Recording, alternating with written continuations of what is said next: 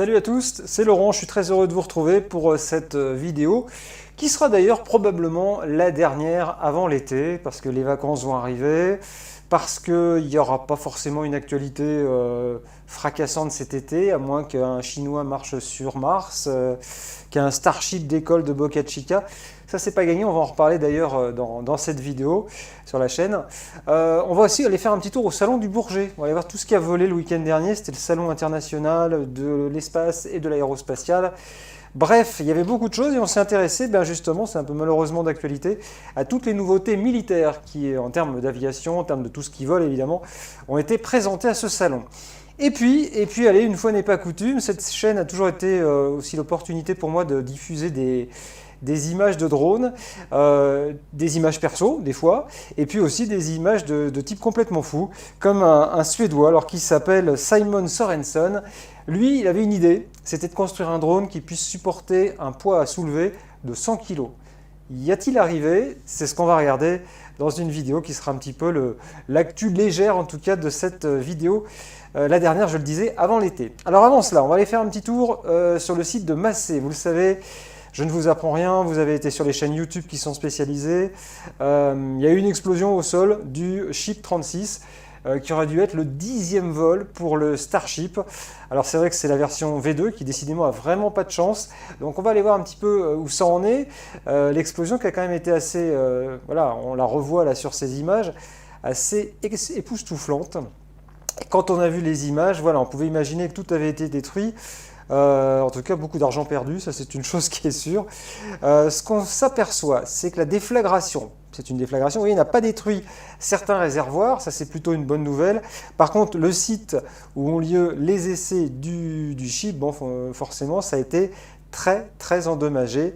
D'ailleurs, il y a la chaîne Ufotinique qui a publié une photo. Je vous invite à aller faire un petit tour sur la chaîne Ufotinique, qui est toujours une chaîne très bien renseignée, qui a mis une photo avant-après du site de Massey, qui est le site. Alors, je vais le rappeler pour ceux qui ne connaissent pas l'actualité du Starship. C'est là où on teste les Starships avant leur envol. On teste les moteurs. Donc ça, c'est la base, enfin le site de Massey là qu'on voit avant et après. Donc il y a eu quand même un petit peu de dégâts. Et avant qu'on voit revoler un Starship, c'est vrai que bon, je pense qu'il va se passer quand même quelques semaines, voire plusieurs mois.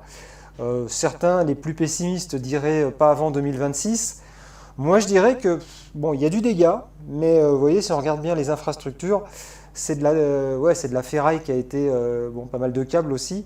Moi, je pense qu'il y a une solution, hein, c'est de tester les chips directement sur la base de lancement, sur la base Mekazilla. Ce qui serait une possibilité, mais si ça explose, c'est le risque que là, il n'y ait même plus de base pour faire envoler le Starship. Là, sur ces images, on voit les ergols à l'intérieur, la partie oxygène, la partie méthane. Et puis, il y a une petite étincelle qui a provoqué forcément cette grosse boule de feu. Bon, mais tout est parti dans les airs, hein. C'est pour ça qu'au sol, il y a peu de choses qui ont été atteintes. Voilà, là, c'est là où a eu lieu l'explosion, en haut du Ship, au moment où on essayait justement ces ailerons. Il y aurait eu une espèce de petite bonbonne d'hélium qui est à l'intérieur, qui aurait eu une fuite, donc fuite de gaz, et puis de là, fuite de gaz, étincelle électrique, et boum, ça a fait boum, voilà, on voit, je pense que c'est cette bonbonne d'hélium, voilà, qui a eu une petite fuite et qui a provoqué cette grosse explosion, qui a donc détruit en partie le site de Massey, et donc je disais, hein, moi, mon estimation, c'est, pas avant octobre, en tout cas, le prochain vol. Il y aura une enquête forcément de l'administration américaine qui génère les vols de fusée, la FAA. Hein. Et voilà, il faudra aussi expliquer ce qui s'est passé. Il va falloir mettre aux normes certainement les installations de Boca Chica, la base de lancement, parce que là aussi, à mon avis, il y a du boulot. Hein. Il y a des choses qui ne sont pas vraiment aux normes. Mais on peut imaginer en tout cas ce qui serait passé si le Starship avait été avec ses 2 étages, sur la rampe de lancement et donc prêt à décoller et que tout explose. Je vous laisse imaginer, sachant que là, le réservoir était au tiers plein, c'est-à-dire qu'il n'était même pas plein. Donc sur un seul élément du Starship, c'est-à-dire la fusée elle-même, sans le booster. Donc si tout ça, on avait eu le booster plus le Starship, tout ça plein d'ergols à l'intérieur et que ça avait explosé, ça aurait fait du mal. Donc voilà, l'actualité du Starship cette semaine, c'est on va attendre et je pense que cet été, malheureusement, il ne se passera pas grand-chose, si ce n'est peut-être la finition de la 2e tour de lancement. On aura peut-être l'occasion de vérifier cela et je pense que ça sera une bonne chose. Ça va être le Giga B aussi où l'on va construire Les Starship, les boosters aussi, je sais que c'est une grosse pouponnière à Starship qui permettra d'en construire, on parlait de 500, 1000 par an, enfin, pour l'instant ils ne peuvent pas décoller, hein, donc, ou tout moins ils sont plutôt interdits de voler. Donc en tout cas ça va permettre d'avancer pour le travail. Voilà pour l'actualité du Starship. Je vous propose maintenant de revenir un peu sur Terre et un petit peu dans les airs. On va aller au Salon du Bourget qui s'est déroulé ce week-end.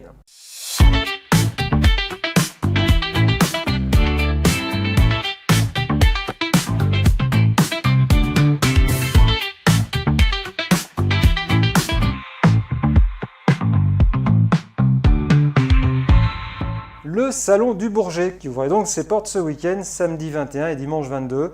Salon international de l'aéronautique. L'un des fleurons de l'armée française, c'est le Rafale.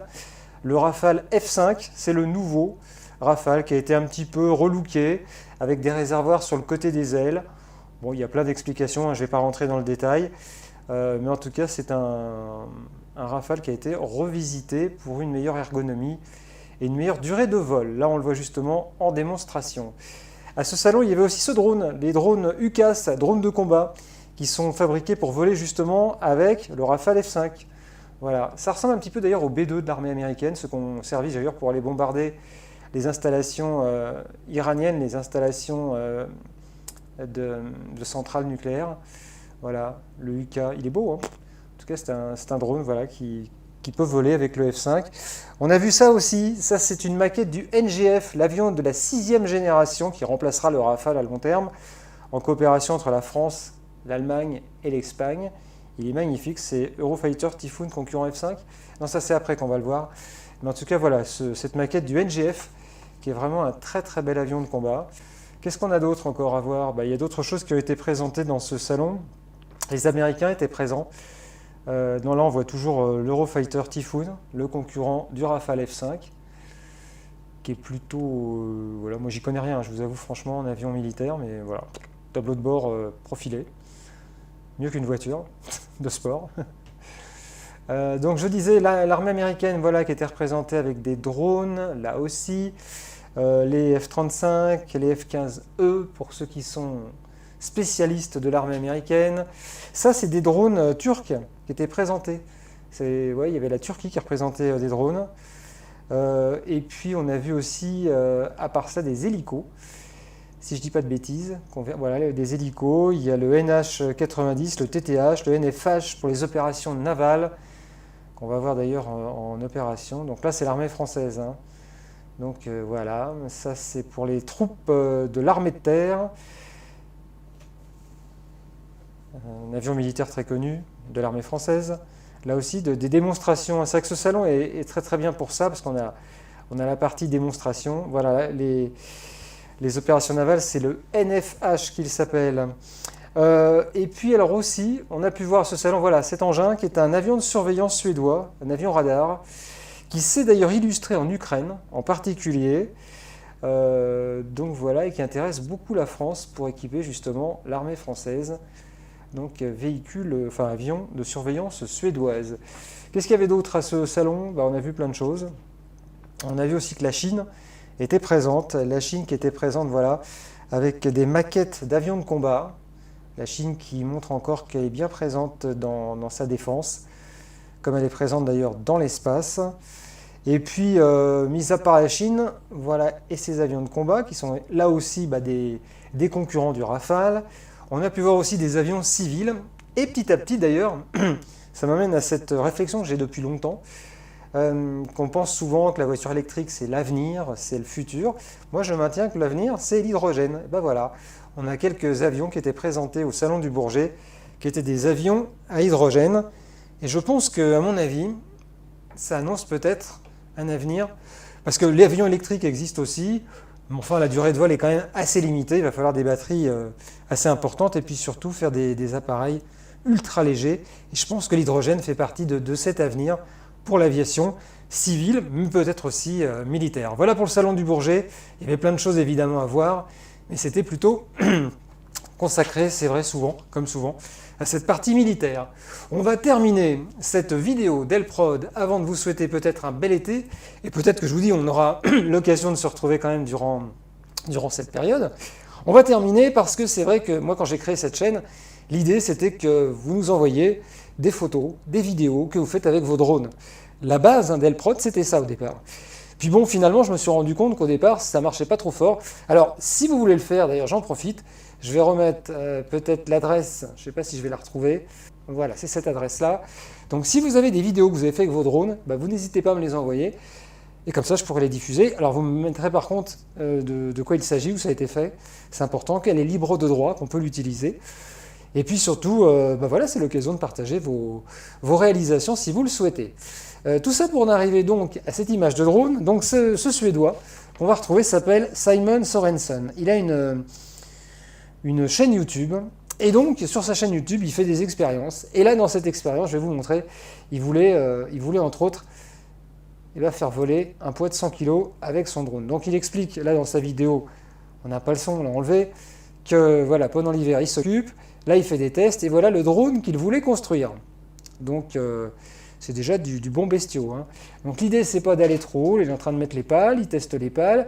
Et premier essai dans son jardin, il essaye de soulever, je sais pas, peut-être une centaine pas une centaine, un petit peu moins. Et forcément, ce qui devait arriver arriva. Le poids est trop lourd et le drone, du coup, se retourne. Alors, il revoit les plans, il refait tout ça. Il refait des branchements. Il va rajouter, alors je ne sais pas ce qu'il a rajouté exactement sur son drone pour que ça fonctionne mieux, mais il a remodifié les hélices, les pales, il a rajouté des contreforts, peut-être pour donner plus de résistance aux pales aussi. Et là, il a carrément mis le casque sur la tête. Attention, deuxième essai, on y va, et c'est parti. Là, il va soulever une petite bûche, hein, ça ne va pas aller loin. Voilà, c'est juste pour vérifier que cette fois, son drone arrive à soulever. Là, il est presque sûr de son coup. Attention, là il y est arrivé. Ce type est complètement fou. Hein. Je rappelle son nom, Simon Sorensen. Bon, déjà le drone vole, mais il n'arrive pas à soulever. Donc il va remettre des contreforts en dessous. Attention, troisième tentative, un petit coup de perceuse. Et là, il va essayer de soulever donc quelques bûches de bois, voire peut-être une seule. Et là, attention, Eureka, ça va fonctionner. Enfin, normalement. Là, on est sur 1 kg. Il essaye encore. Et sur 1 kg, eh ben, ça marche. Donc il est déjà tout content. Tout ça pour avoir soulevé 1 kg, ça marche. Donc il va refaire quelques modifications. Il va se lancer un nouveau challenge. Il va essayer, aller avec une brouette. Je ne sais pas combien ça peut faire une brouette, une cinquantaine de kilos. Donc c'est parti, on soulève la brouette. Ça a l'air de marcher. Ouais. Bon, vous voyez, c'est le genre de défi un peu inutile. Hein, mais voilà, le type, c'est un géo-trouve-tout. Avec son drone, il avait envie de soulever tout ce qu'il peut et d'arriver au poids de 100 kg. Bon, déjà, avec la brouette, c'est déjà pas mal. Donc, il va encore remodifier le drone. Et là, cette fois-ci, on est sur une borne en béton qui doit faire à peu près 100 kg. Et il va, attention, soulever le drone. Et là, mesdames, messieurs, exceptionnel. Eureka! Ça fonctionne normalement. Ouais, oui, il a réussi. Voilà, donc il y a des types qui passent des heures et des heures. Vous avez la description de sa chaîne YouTube en haut, qui fait donc des trucs de folie comme ça. Voilà, il est tout fier de lui, il est tout content, tout ça pour relâcher le poids. Et voilà, et heureusement que ça ne lui est pas retombé sur le pied parce qu'il l'aurait un petit peu senti. C'était pour la partie un petit peu sourire évidemment de cette vidéo. Si vous avez aimé, bien sûr, vous n'hésitez pas à mettre un pouce j'aime. Hein. Ça fait toujours plaisir sur la chaîne YouTube. Pensez à vous abonner aussi. Elprod, vous avez vu, on parle de l'espace, quand il y a de l'actu, quand il y a des vols, quand il y a un truc qui se passe sur une planète. Bon, en ce moment, il ne se passe pas grand-chose, hein, même sur la Lune, qui n'est pas une planète, rappelons-le au passage. Mais il ne se passe pas grand-chose sur la Lune, puisque tout ce qu'on envoie sur la Lune a tendance à arriver pas vraiment bien droit. Donc en tout cas, dès qu'il y a de l'actu spatiale dans les airs, et puis cet été, si vous faites des vidéos de vos vacances avec vos drones, il y a l'adresse ici pour m'envoyer toutes ces vidéos à la rentrée. Je ferai peut-être une spéciale d'ailleurs s'il y a assez de vidéos. On fera une spéciale de toutes ces vues que vous avez prises grâce à vos drones. Voilà, je crois que je vous ai tout dit. Je vous souhaite un bel été. Continuez de vous abonner à la chaîne Elprod. Et puis je vous dis à très bientôt pour de nouvelles aventures. Ciao!